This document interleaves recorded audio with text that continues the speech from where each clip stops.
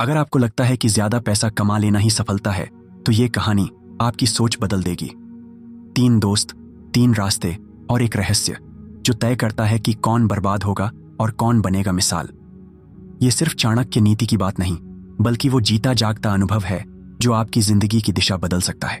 और अंत में एक ऐसा मंत्र मिलेगा जो धन को बोझ नहीं, बुद्धि का वरदान बना देता है। तो चलिए शुरू करते हैं। भोर की ठंडी हवा धीरे धीरे शहरी कोलाहल की चादर को हटा रही थी। एक छोटे से कस्बे के एक गलीनुमा इलाके में 3 दोस्त अरिहंत, विवेक और नीरव अपने कॉलेज के आखिरी दिन को लेकर बेहद उत्साहित थे। जीवन में पहली बार उनके हाथों में एक छोटी सी कामयाबी थी। कॉलेज प्रोजेक्ट के लिए मिले इनाम स्वरूप उन्हें एक साथ मिलकर 1 लाख रुपए मिले थे। उनके चेहरे पर सफलता की खुशी थी और आंखों में भविष्य के सुनहरे सपनों की चमक। तीनों की सोच एक दूसरे से अलग थी। अरिहंत पढ़ाई में तेज, जिज्ञासु और जोखिम लेने को हमेशा तैयार। उसकी सोच थी कि दुनिया की सबसे बड़ी उपलब्धियां जोखिम से ही निकलती हैं। वह हमेशा नए विचारों को लेकर उत्साहित रहता, नए स्टार्टअप्स के बारे में घंटों बात करता और आधुनिक बिजनेस मॉडल्स का विश्लेषण करता। नीरव, जो बाहर से बेहद खुशमिजाज, आत्मविश्वासी और दिखावे में यकीन रखने वाला था, वो जीवन को अभी और यहीं जीने का पक्षधर था। उसके लिए धन का उद्देश्य था सुख, सुविधा और सम्मान। ब्रांडेड कपड़े, महंगी घड़ियां और छुट्टियों में विदेश यात्रा ही उसके सपनों की ऊंचाई थी। वह अक्सर कहता, जिंदगी एक बार मिलती है, क्यों ना इसे पूरी तरह जी लिया जाए। तीसरा था विवेक, शांत, गंभीर और गहराई में सोचने वाला। वह पुस्तकालयों में घंटों समय बिताता और विशेष रूप से उसे चाणक्य नीति, गीता और उपनिषद जैसे ग्रंथों में गहरी रुचि थी। उसके लिए धन केवल जीवनयापन का साधन नहीं था, बल्कि एक जिम्मेदारी थी। वह मानता था कि धन का सही प्रयोग न केवल व्यक्तिगत सुख बल्कि समाज के लिए भी जरूरी है। जब इनाम की राशि उनके हाथ में आई तो सबने सोचा, अब क्या किया जाए। तीनों ने तय किया कि वे उस 1 लाख रुपए को बराबर बांट लेंगे। तीनों को 33,333 रुपए मिलेंगे और शेष बचा 1 रुपया एक मंदिर के दान पात्र में डाल देंगे। यह निर्णय उन्होंने हंसी मजाक में लिया, लेकिन यही निर्णय आगे चलकर उनके जीवन की दिशा तय करेगा। अरिहंत ने उसी दिन अपने एक जानकार के जरिए एक उभरते हुए स्टार्टअप में पैसे लगाए, जो AI आधारित कृषि टेक्नोलॉजी पर काम कर रहा था। उसका विश्वास था कि यह कंपनी भविष्य की आवश्यकता को पूरा करेगी और उसे बहुत लाभ होगा। उसने अपने सारे पैसे उसी में झोंक दिए और उम्मीद करने लगा कि जल्दी ही वह करोड़पति बन जाएगा। नीरव ने अपने पैसों से एक महंगा स्मार्टफोन खरीदा, फिर एक trending Europe tour package book कराया। उसने सोशल मीडिया पर अपने टिकट और नई घड़ी की फोटो डालते हुए कैप्शन लिखा, लिविंग माई बेस्ट लाइफ। विवेक पैसे को हाथ में लेकर बहुत देर तक शांत बैठा रहा। उसने अपनी जेब से एक पुराना पन्ना निकाला जो उसने वर्षों पहले किसी पुस्तक से फाड़कर संभाल कर रखा था। उस पन्ने पर चाणक्य का एक सूत्र लिखा था, त्रयो विभज्यते वित्तम। 1 भाग आवश्यकताओं के लिए, 1 भाग भविष्य के लिए और 1 भाग आपदा के लिए। उसने तय किया 11,111 रुपये वह महीने भर की आवश्यकताओं में खर्च करेगा, 11,111 रुपये वह एक फिक्स डिपॉजिट में निवेश करेगा और बाकी 11,111 रुपये वह एक वृद्धाश्रम को गुप्त दान के रूप में देगा, यह सोचते हुए कि यह भाग भविष्य के किसी संकट में पुण्य के रूप में लौटेगा। वक्त बीतता गया। तीनों दोस्तों ने अलग अलग दिशा में यात्रा शुरू की। अरिहंत की स्टार्टअप तेजी से ग्रो करने लगी। एक समय ऐसा आया जब उसके खाते में लाखों रुपए जमा होने लगे। वह अपनी टीम के साथ कई शहरों में मीटिंग्स करने लगा। उसके जीवन में कॉर्पोरेट चमक दमक और मीडिया कवरेज आने लगी। वह दिन रात काम करता, नेटवर्क बनाता और नए निवेशकों से मिलकर आगे बढ़ता। उसे यह यकीन था कि उसकी मेहनत उसे सफलता की चोटी पर ले जाएगी। नीरव का यूरोप ट्रिप बेहद शानदार रहा। उसके इंस्टाग्राम पर हजारों फॉलोअर्स हो गए। होटल्स, क्लब्स, ब्रांडेड स्टोर्स और विदेशी गलियों की उसकी पोस्ट्स पर लोगों ने तारीफों की बौछार कर दी। वह अब अपने आप को एक इन्फ्लुएंसर मानने लगा था। विदेश से लौटकर उसने EMI पर एक बाइक और लैपटॉप खरीदा, क्योंकि उसके अनुसार स्टाइल और तकनीक के बिना जीवन अधूरा है। वहीं दूसरी ओर विवेक ने एक छोटे से पुस्तकालय में काम करना शुरू किया, जहां वह बच्चों को संस्कृत पढ़ाने के साथ साथ चाणक्य नीति और गीता पर छोटी छोटी क्लासेस भी लेता। वह सादा जीवन जीता, लेकिन उसका मन हमेशा प्रसन्न रहता। हर महीने वह अपनी कमाई का 3 भाग करता, खर्च, निवेश और दान। उसे ना कोई प्रसिद्धि चाहिए थी, ना ही दिखावा। उसकी रुचि केवल इस बात में थी कि वह अपने ज्ञान को जीवन में उतारे और उसका पालन करे। एक दिन लगभग 1.5 साल बाद तीनों दोस्त एक समारोह में फिर मिले। अरिहंत उस दिन एक टॉप स्टार्टअप अवार्ड जीत चुका था और बेहद खुश था। नीरव नए ब्रांड की टी शर्ट में नए टैटू के साथ कैमरों के सामने पोज दे रहा था। विवेक एक कोने में बैठा लोगों की भीड़ और आवाजों के बीच शांतिपूर्वक अपने एक पुराने शिष्य से बात कर रहा था। बातों बातों में तीनों फिर साथ बैठे और पुराने दिनों को याद करने लगे। नीरव ने चुटकी ली। विवेक, अभी भी वही 3 भाग, खर्च, निवेश और दान। थोड़ा एंजॉय कर यार, जीवन एक ही बार मिलता है। अरिहंत हंसा। अब तो तुम भी निवेश की बात समझो, तुम तो बस ज्ञान बांटते रहते हो। मैं तो अब 1 करोड़ क्लब में हूं। विवेक मुस्कुराया। उसने बस इतना कहा, समय ही सबसे बड़ा निवेशक है, वह तय करेगा कि किसकी नीति स्थायी है। उस रात के बाद उनकी राहें फिर अलग हो गईं, लेकिन कहानी यहीं खत्म नहीं होती। वह सिर्फ बीज था, असली वृक्ष उसकी जड़ें और उसकी छाया अब बननी थी। 1 साल बाद जब दुनिया एक भयानक आर्थिक संकट से गुजर रही थी, रोजगार जा रहे थे, स्टार्टअप्स बंद हो रहे थे, बैंक डूब रहे थे और दुनिया भर के बाजार गिर रहे थे, तब तीनों के जीवन में भूचाल आ गया। अरिहंत की कंपनी, जो अत्यधिक निवेश पर निर्भर थी, अचानक डूब गई। निवेशकों ने पैसा निकाल लिया और उसे कंपनी बंद करनी पड़ी। उसका करोड़ों रुपए का सपना एक झटके में ढह गया। वह किराए के फ्लैट में अकेला बैठा खुद से सवाल पूछ रहा था, मैंने तो सब कुछ सही किया, फिर ये क्यों हुआ? नीरव, जिसने क्रेडिट कार्ड्स और कर्ज पर अपना जीवन चलाया था, अब डिफॉल्टर बन गया था। उसके पास दिखाने के लिए फॉलोअर्स तो थे, पर खाने के लिए पैसे नहीं। उसके माता पिता ने उससे बात करना बंद कर दिया और वह मानसिक अवसाद में डूबने लगा। वहीं विवेक अब भी उसी पुस्तकालय में था। उसका जीवन बदला नहीं था, पर संकट के समय वह और भी स्थिर था। उसने अपनी आपदा निधि को धीरे धीरे उपयोग में लेना शुरू किया। उसने जरूरतमंदों को भी सहायता दी और एक फ्री क्लास शुरू की, जहां लोग आकर चाणक्य नीति से सीख सकते थे कि आर्थिक संकटों में कैसे जीवित रहा जाए। एक दिन अरिहंत और नीरव दोनों विवेक के पास पहुंचे, थके, टूटे और परेशान। और यहीं से शुरू होती है असली यात्रा, नीतियों की, पुनर्निर्माण की और विजय की। 3 महीने बीत चुके थे। नीरव और अरिहंत ने अपनी पुरानी गलतियों को धीरे धीरे पहचानना शुरू कर दिया था, लेकिन अब तक जो पैसा उनके पास था वह तेजी से खत्म हो चुका था। जहां नीरव की लग्जरी आदतें उसे वापस कर्ज के दलदल में खींच रही थीं, वहीं अरिहंत का नया बिजनेस आइडिया भी बिना सोचे समझे उठाए गए कर्जों और खर्चों के कारण डगमगा रहा था। इन दोनों को इस बात का अब एहसास हो चुका था कि केवल पैसा कमाना ही पर्याप्त नहीं है, उसे संभालना और दिशा देना उससे भी ज्यादा जरूरी है। विवेक, जो अब तक शांत था, धीरे धीरे दोनों के जीवन में फिर से प्रवेश करने लगा। उसका वही संयमित स्वभाव, उसकी दृष्टि और सादा जीवन शैली उन्हें एक गहराई से आकर्षित करने लगी थी। एक दिन जब तीनों फिर एक ही स्थान पर एकत्र हुए, नीरव ने एक लंबी सांस लेते हुए कहा, विवेक, शायद तू ही हमें समझा सकता है, हम क्या गलत कर रहे हैं। विवेक मुस्कुराया, फिर बहुत शांत स्वर में बोला, तुम दोनों धन को साधन की जगह साध्य मान बैठे। चाणक्य नीति कहती है, धन केवल जीवन को सजाने का माध्यम है, जीवन का लक्ष्य नहीं। जो धन को ही सब कुछ मान लेता है, वह अंततः उसे खो बैठता है।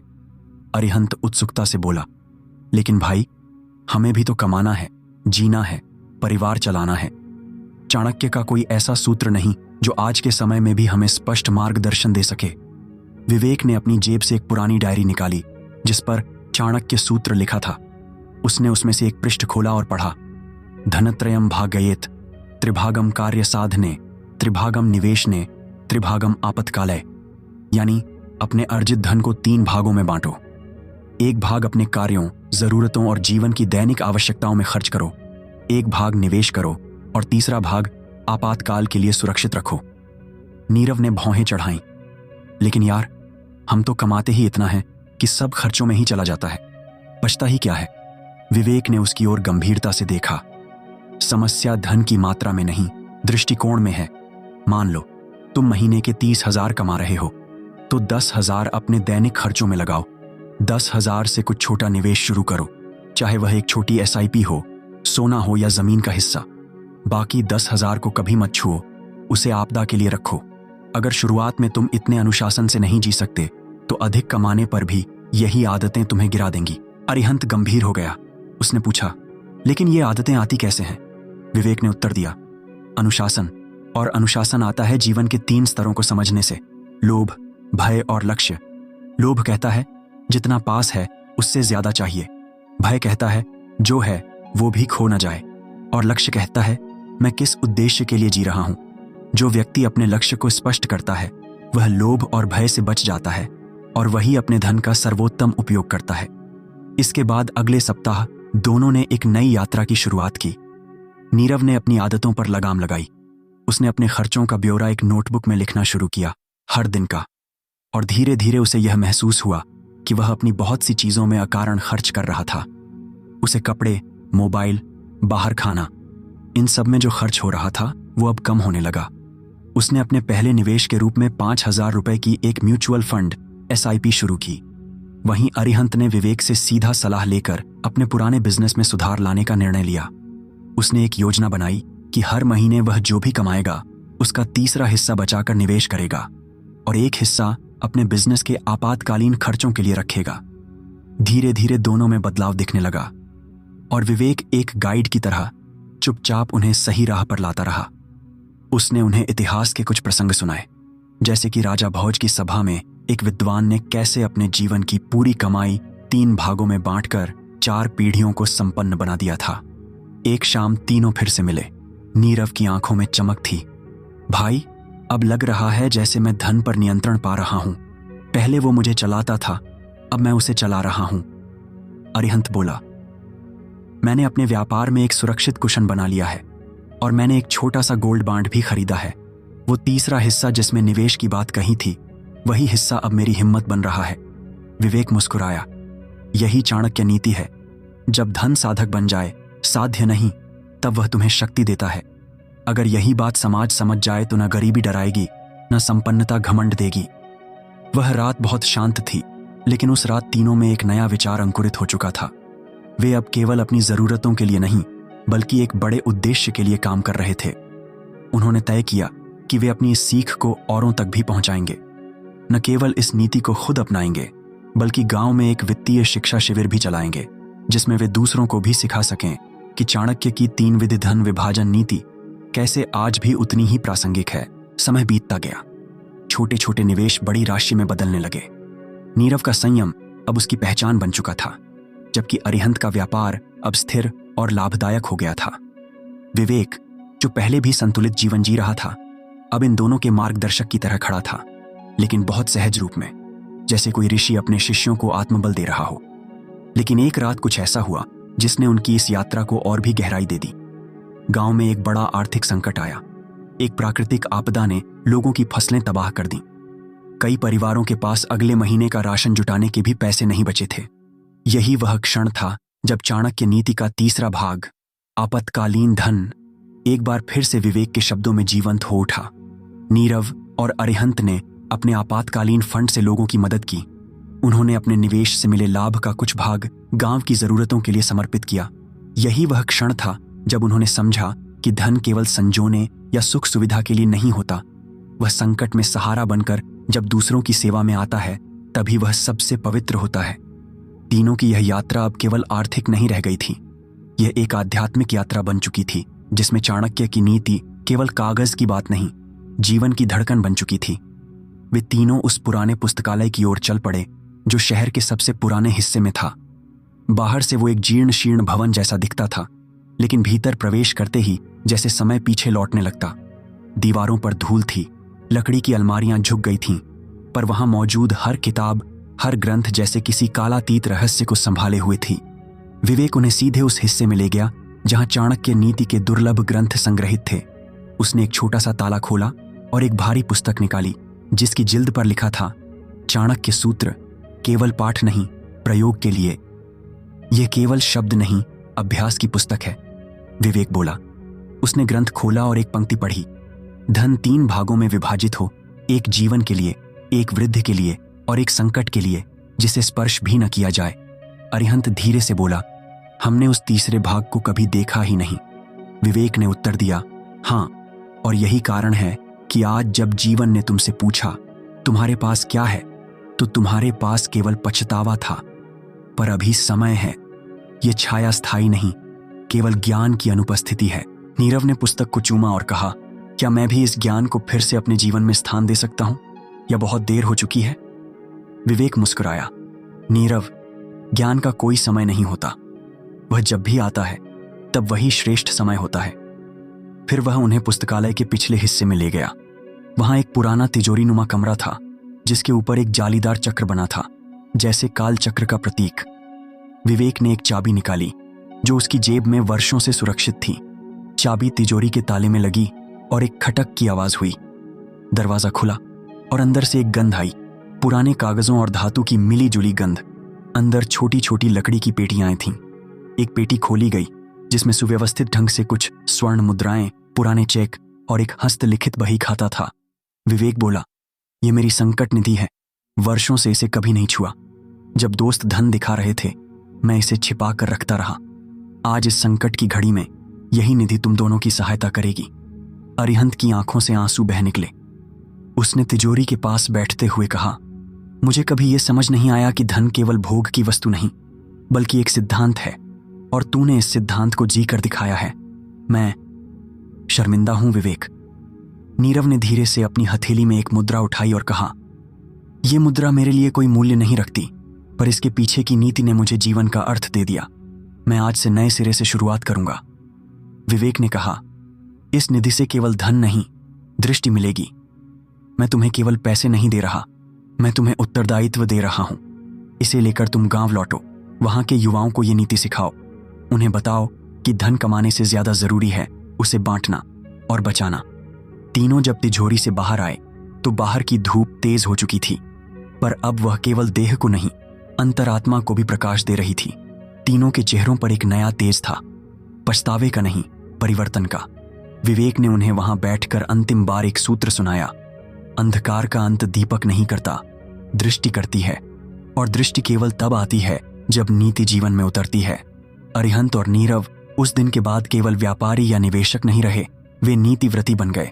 उन्होंने गांवों में जाकर चाणक्य नीति पर कार्यशालाएं लीं, युवाओं को सिखाया कि सच्चा धन वह है जो संकट में सेवा दे सके। और विवेक, वह अब भी उसी पुस्तकालय में था, पुराने ग्रंथों के बीच नए विचारों के साथ। वह जानता था कि ज्ञान कभी पुराना नहीं होता, बस उसे जीने वाले चाहिए होते हैं। छाया हट चुकी थी और नीति की ज्योति अब हर दिशा में फैल रही थी। शहर के एक कोने में जहां पहले सन्नाटा और असमर्थता की छाया थी, अब जीवन की नई लहर बह रही थी। एक पुरानी इमारत को नए रंगों से सजाया गया था और उसका नया नाम था धनशाला। यही वह स्थान था जहां विवेक ने अपने वर्षों के अनुभव, चाणक्य नीति की गहराई और जीवन के प्रति अपना संतुलन युवाओं तक पहुंचाने का संकल्प लिया था। धनशाला के द्वार पर लिखा था, त्रयो विभज्यते वित्तम, 3 भागों में बटा धन ही अमृत बनता है। अरिहंत, जो कभी केवल आकांक्षा और प्रदर्शन में उलझा हुआ था, अब विवेक का पहला विद्यार्थी और सबसे सफल उदाहरण बन चुका था। उसने न केवल अपने निवेश को विवेक की नीति के अनुसार विभाजित किया, बल्कि अपने पहले प्रोजेक्ट की हर योजना में 1/3 निवेश को दीर्घकालीन योजनाओं में लगाया। 1/3 से समाज की उन्नति के लिए अस्पतालों, अनाथालयों और विद्यालयों में दान किया, और 1/3 से अपने जीवन की मूलभूत आवश्यकताओं को संतुलित किया। उसका जीवन अब सिर्फ बड़ा नहीं था, बल्कि स्थिर और सार्थक भी बन चुका था। उसके चेहरे पर अब आत्मविश्वास के साथ साथ विनम्रता की भी चमक थी। नीरव, जिसने कभी जीवन के हर मोड़ पर नासमझी से फैसले किए थे, अब अपने भूतकाल से भागने के बजाय उससे सीख कर चलने लगा था। उसने अपने अनुभवों को एक पुस्तक का रूप दिया जिसका नाम था, दुनिया में सबसे कीमती वो पैसा है जो बर्बाद होने से पहले समझ आ जाए। इस किताब में उसने लिखा कि कैसे धन सिर्फ एक साधन नहीं, बल्कि जीवन का साध्य भी बन सकता है यदि सही मार्गदर्शन मिले। उसकी किताब ने हजारों युवाओं को, खासकर उन लोगों को जो पहली बार पैसा कमा रहे थे, सही दिशा दी। कई कॉलेजों में यह किताब अनिवार्य पाठ्यक्रम में शामिल कर ली गई थी। विवेक, जो कभी एक सामान्य नौकरी पेशा व्यक्ति था, अब समाज में एक नीति गुरु के रूप में जाना जाने लगा था।